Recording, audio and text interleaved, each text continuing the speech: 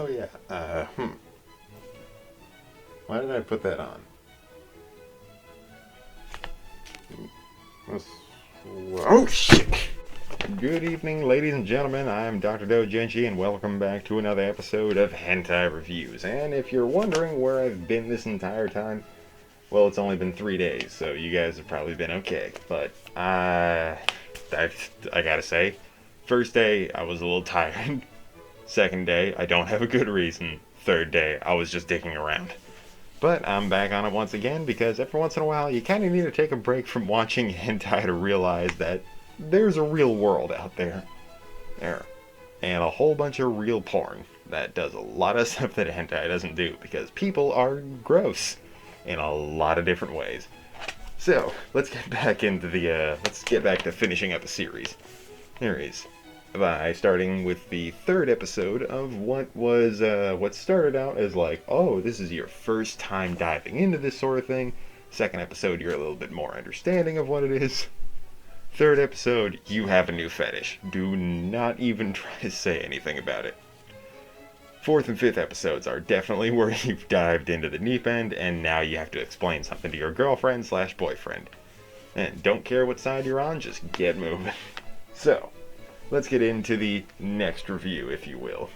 Now, starting with Futabu, 2 exclamation points.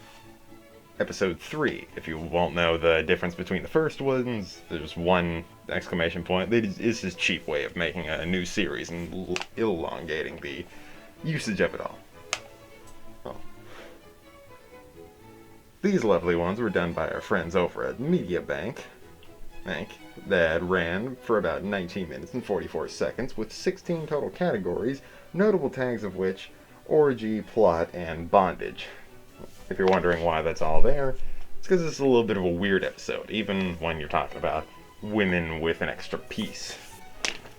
Anyways, moving on, the entirety of it starts with a school bus of the characters, or showing up to a field trip, if you will, going to what I want to call an onsen, but I can also just call a hot spring, because that's an English term and I can use that, because I'm not really well versed.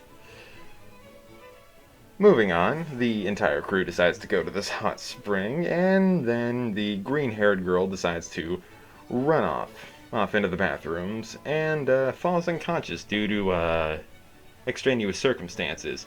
Kidnapping. But as long as we can move on past that point. Well, it then leads into a scene between a lot of the other characters.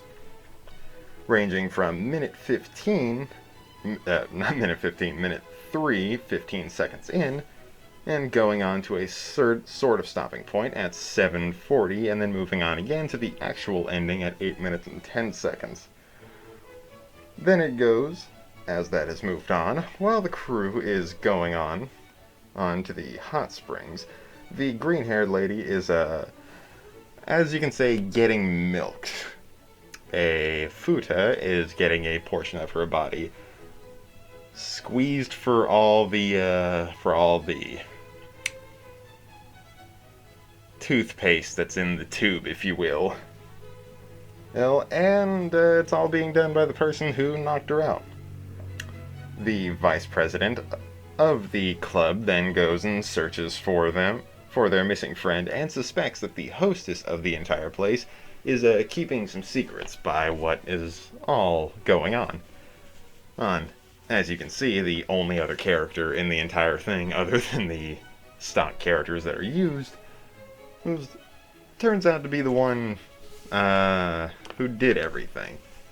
So it leads into an interrogation scene of the vice president and the hostess, leading from minute 9, 55 seconds in, to 16 minutes and 45 seconds in. A whopping almost 7-minute long scene. And Jesus Christ.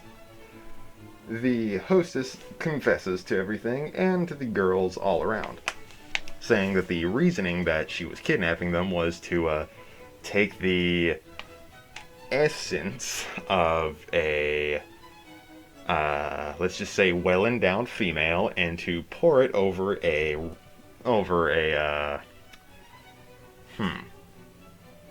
holy symbol, if you will. There's a rock outside that looks like a penis. And she thinks if you add that to it, it has a superstition behind it that it will bring you luck.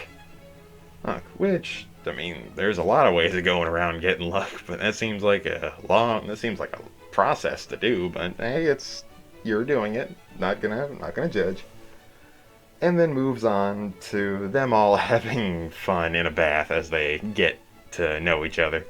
They're in kind of makeup and have fun, which is where the episode ends as the camera pans out and it realizes that the walking trail that is around the hot springs kind of shapes itself into like, oh, it's a dick, that's funny, and then it goes out a little bit further, oh, it's a female form of like the hips and the legs and the body, so it kind of like mixes together, because big girls with dicks, that's funny. And then it leads off into the next episode. Next episode we'll do another video at a later point, which leads into the 3 pillars of what we are going to be talking about. Starting with animation. The animation in this, there's a newer style. It kind of moves over from the older ones that it had been doing into this. But it still has a lot of great shots. Overall, from what it's doing, at least on hentai status, it is at least an 8 out of 10 when it comes to it. And I know this is the show where, there's 8 out of 10s being thrown around like candy. You can say that, but I've truly not come across a lot of bad ones. And maybe that's just because I don't have a large enough view on it, at least not yet. But at the moment, we are still going through the greatest hits as we're slowly working our way towards the bottom of the barrel. That's when we'll start getting some angry reviews. It was 8 out of 10 when it comes to animation.